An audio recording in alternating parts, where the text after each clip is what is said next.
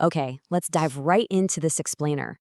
Today, we're unpacking a fascinating ancient text from the Gospel of John, specifically chapters 14 and 15, to uncover a really profound blueprint for a deep, unshakable spiritual connection. We're going to look closely at how this text lays out the exact process of remaining spiritually connected, completely regardless of what's happening around you.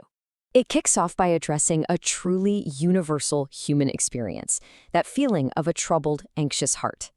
Right out of the gate, it offers an immediate promise of comfort.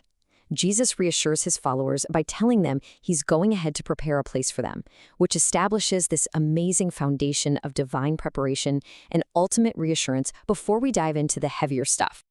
But this immediately begs a massive question, which brings us to the core focus of today's explainer.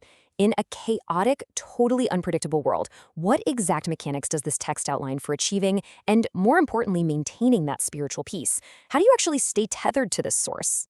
Section 1. The Spirit of Truth. The inner mechanism. To sustain this bond, Jesus makes a huge promise.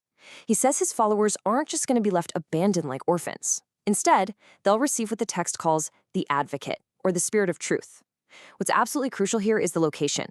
The world can't accept or see this advocate, but for the followers, this divine helper is promised to dwell directly within them, forever. It's like a permanent internal upgrade. And this brilliantly illustrates that the peace offered here isn't just a temporary external fix. It's not the fleeting kind of peace the world offers, like a quiet weekend or a brief distraction. It's framed as a permanent internal state. Because the advocate lives within, the peace remains within. Meaning your heart doesn't actually need to be troubled or afraid. Section 2. The True Vine. Spiritual Agriculture. So, look at the ecosystem laid out here to explain how this day-to-day connection works. Jesus describes himself as the true vine, and the Father as the gardener. And the followers? We're established merely as the branches. This paints a picture of absolute organic reliance on the main root system. The branches don't generate the life-giving sap, right? They merely receive it by staying attached to the vine, while the gardener oversees the whole shebang. It's a crucial three-step process. First, you gotta actively remain or abide in the vine. Second, you undergo pruning by the gardener. The text explicitly says every branch that does bear fruit gets pruned so it can be even more fruitful.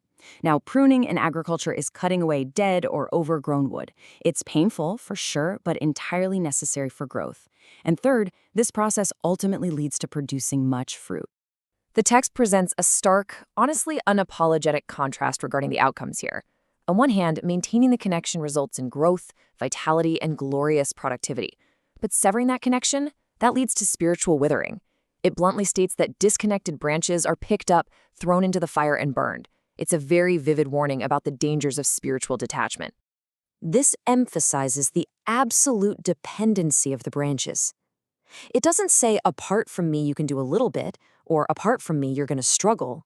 It says nothing. Without the source, genuine spiritual productivity is literally impossible. You just cannot bear fruit by yourself.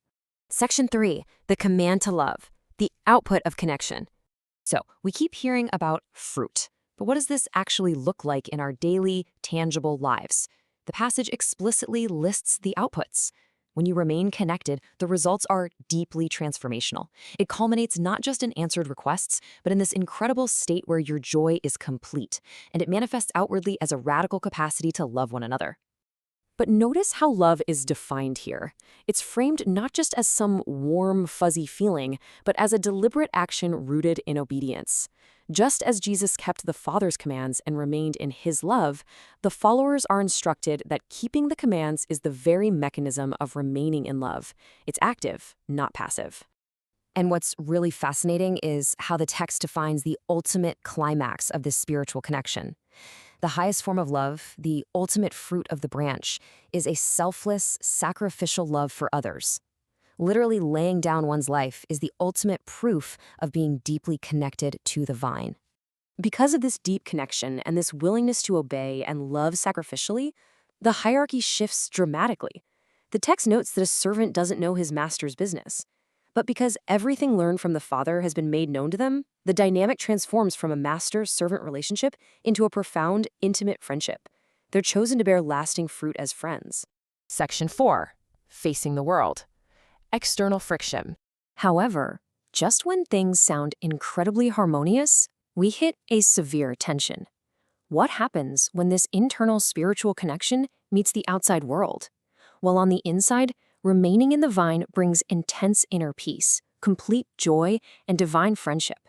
But externally, this exact same alignment will directly provoke hostility, hatred, and rejection from a world that operates on entirely different principles. The inner peace essentially guarantees outer friction. The text explicitly warns that followers do not belong to the world. If they did, the world would love them as its own. But because they were chosen out of it, they're going to face the exact same resentment and hatred that their teacher faced. It is an unavoidable clash of systems. This reinforces the rule established earlier. A servant is not greater than his master. The text doesn't shy away from this at all. The friction is presented as an unavoidable consequence of genuine spiritual alignment. The world has seen the truth but rejected it anyway, making this pushback a fundamental part of the journey.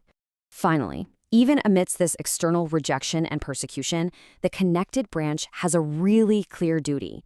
When the advocate comes, he will testify about the truth, but the followers also must actively testify. Aided by the Spirit of truth, your role is to bear witness to the reality of the vine, standing firm against the pushback. So as we wrap up this explainer, the passage leaves us pondering a profound challenge. We've seen the whole blueprint, the inner advocate, the necessity of the vine, the painful pruning, the ultimate output of selfless love, and the inevitable clash with the world. The question this ancient text leaves us with is this: when the pruning gets painful and when the external world pushes back hard, are your spiritual roots deep enough to remain connected and continue bearing fruit? Thanks for joining me on this deep dive, and I hope this structured look brought some real clarity to these powerful concepts.